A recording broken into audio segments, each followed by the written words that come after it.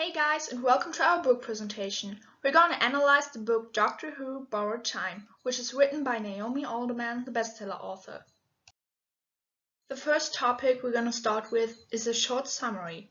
Then we will talk about the narrative structure, the character development, the plot, and last but not least, our reflection. Have fun! So at first, what is the book about? The main characters are the Doctor, Andrew Brown, Samira and Amy are not that important, Mr. Blenkinsop and Mr. Symington, and Vanessa is just important for the plot. So Andrew Brown works at the big international bank in Britain. But he's very stressed because he never has enough time for his tasks. But now he might have found a way to borrow some time. The Doctor is able to help him with his problems in his own way. Maybe there's a chance for them to do time traveling? In the end, it really isn't as easy as it seems first. Just more problems than before. But so in the end, they're trying to stop all the mysterious why they consume all their lifetimes with the real goal of borrow time. Now, the narrative structure.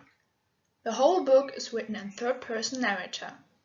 Every time it's the same perspective, a person who's anonymous for us and isn't able to tell us everything about their feelings. But anyway, he gives us a lot of information about the doings of the main characters. In this way, it's easy to imagine some feelings, isn't it? And I also think it's interesting because there's a bit of space for your own ideas you can bring in. Everything starts in media res. The first sentences are giving us some personal information about Andrew Brown. The first chapter is almost just about Andrew's fears for the coming day because there's a big chance for a promotion in his occupation. And sure, he wants to be better than his colleagues.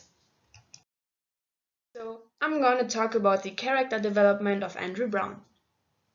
In the beginning, he is very influenced by the others, because everyone wants to do the time traveling, so he went with the others and did the same.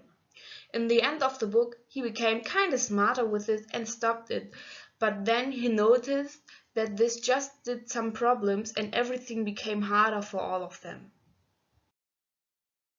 Mr. Blenkinsop and Mr. Symington.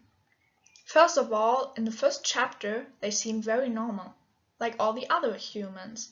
But from the beginning, they were also a bit mean and mysterious. Later we found out that they are similar to the Doctor, but instead of being mean, the Doctor is kind of friendly, right? So suddenly they became strange creatures which looked like sharks, a bit scary. And it seems like they could read thoughts of other people. So Mr. Blenkinsop and Mr. Symington gave Amy a watch. With that, she's also able to do the time traveling. They were very aggressive and told Amy that if she got to put the watch off, she immediately owed them her whole lifetime. They want to stop Amy and the Doctor while they try to end all the mysterious of losing much more time than normally when they do time traveling. The Doctor. In the beginning of the book, he is very serious and protective and he tries to help others with the chance of time traveling. But later he noticed that this all was a mistake and tries to stop it. He fights against Mr. Blenkinsop and Mr. Symington, but still tries to protect his friends from the lifetime losing thing. Now about Vanessa. First, she wasn't that important for the story, as Annalena already said, but she's very arrogant. Then the whole story changed. No one expected that she's the bad one at the end. Vanessa did some pretty bad things, but we will talk about this in one part of the plot. The plot. The first short one. The watches, which all got, were not that helpful, but time traveling got easy with them. It seemed very easy to borrow time, but then they realized that they're just wasting time because Mr. Blenkinsop and Mr. Symington owe all their lifetime with these watches. Per traveling, they lose 50,000 minutes. Now the second big one. Since the first chapters, Vanessa wasn't that important for the story, right? But the Doctor, Amy, and Andrew tried to stop the big time-losing problem. When they arrived at the Millennium Dome, they were short steps away from their goal. And they found the time brick from Andrew.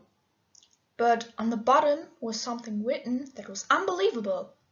They found out that the bricks belong to Vanessa.